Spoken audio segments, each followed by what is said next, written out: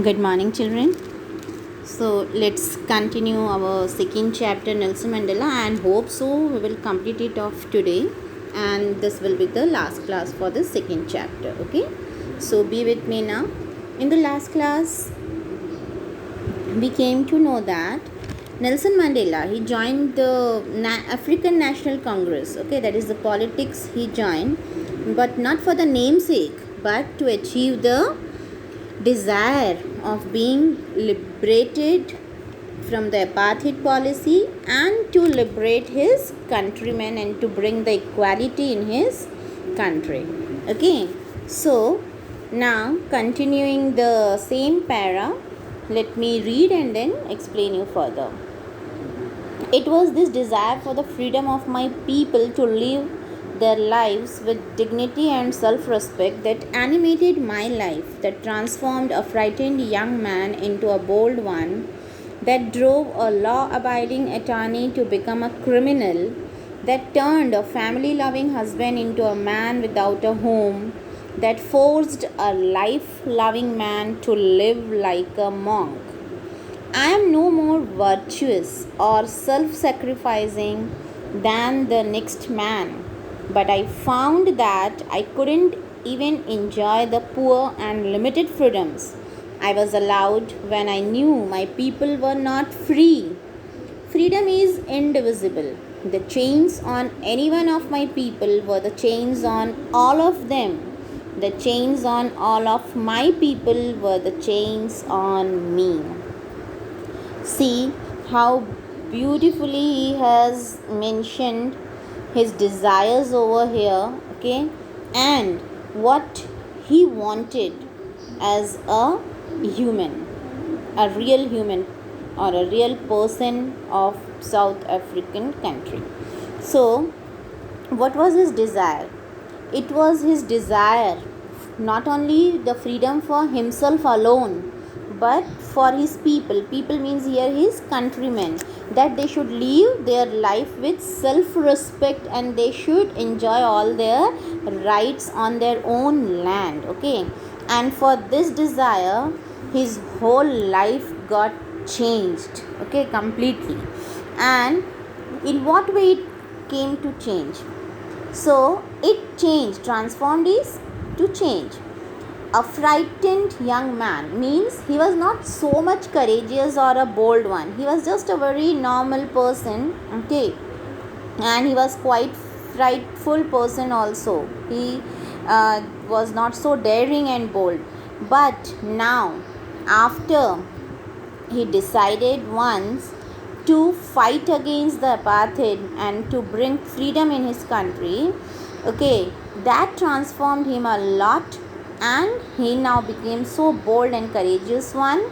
And even now he could even become a criminal. Criminal means he was now ready to do any crime, though he was a law abiding person. Means he used to follow all the rules and customs of his tribe, and always, as we came to know, he was always obedient even to his father and his parents.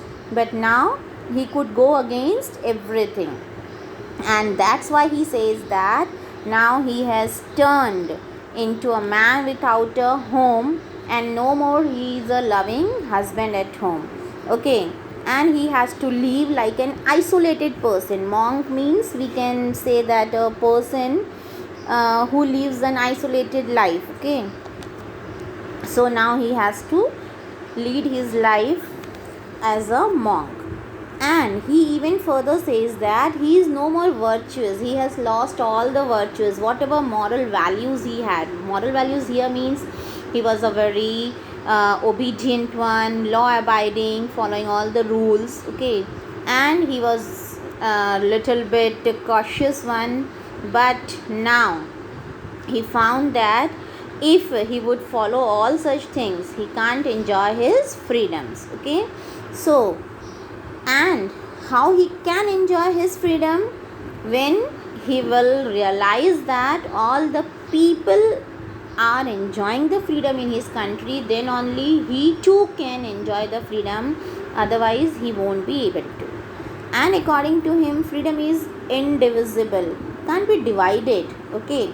in separate groups, that one group should be for living in a liberal way and another would be chained. No, he didn't want this to be done.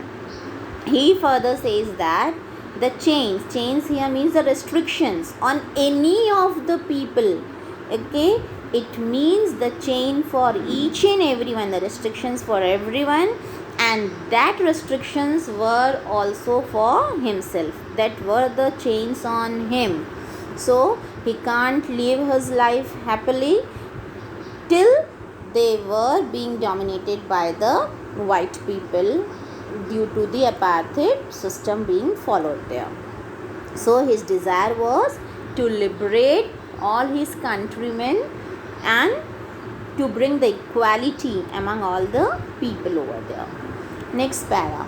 I knew that the oppressor must be liberated just as surely as the oppressed. A man who takes away another man's freedom is a prisoner of hatred. He is locked behind the bars of prejudice and narrow-mindedness.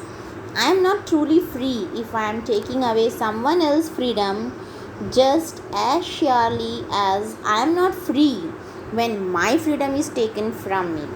The oppressed and the oppressor alike are robbed of their humanity. See, children, how beautifully these lines are being written over here.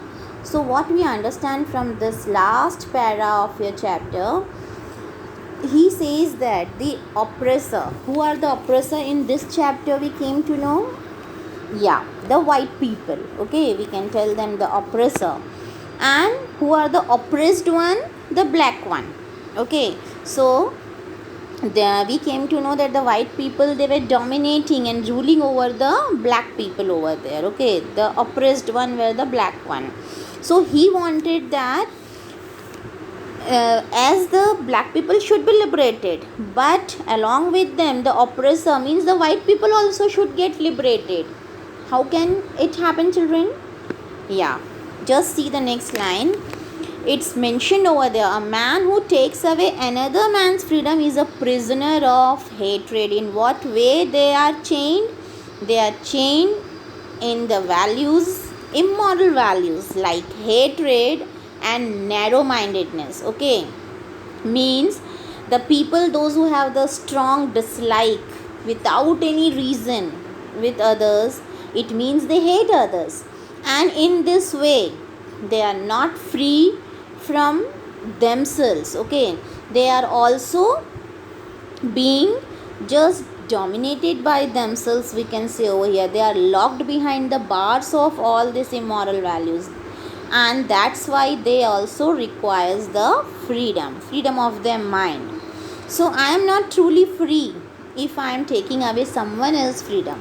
Those people who seize the another's freedom, those who want to take away another's freedom, okay, someone else's freedom, they too are not free. They too are just in the clutches of hatred and all the immoral things from which they should get liberated. So the same is there, as I am not free when my freedom is taken from me. So if someone takes away my freedom, I am not free.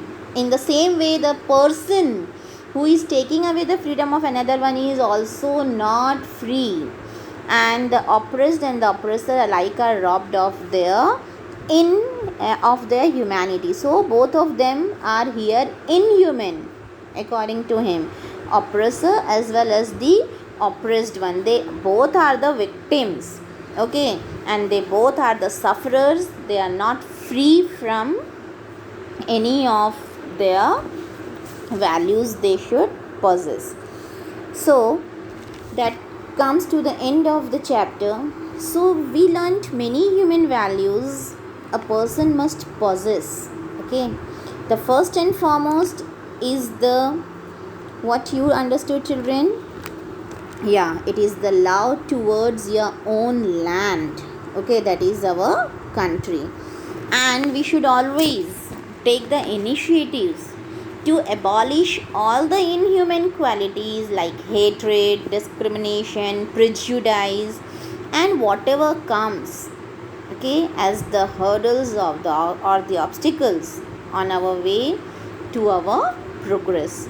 If the society we progress means the society gets progressed, and the society gets progressed means the country is progressing. So first of all, we should inculcate all these moral values, and we should be free. Our mind should be free from what? From all these immoral things. We should not be narrow minded, we should not have hatred against others, and that will really bring the people to love each other, and it will create a strong bond, so that it will help for the development of our country too. So that completes our chapter today, and hope so you will recall it and try to just understand it. So in the next class we will continue our new chapter. Till then, goodbye.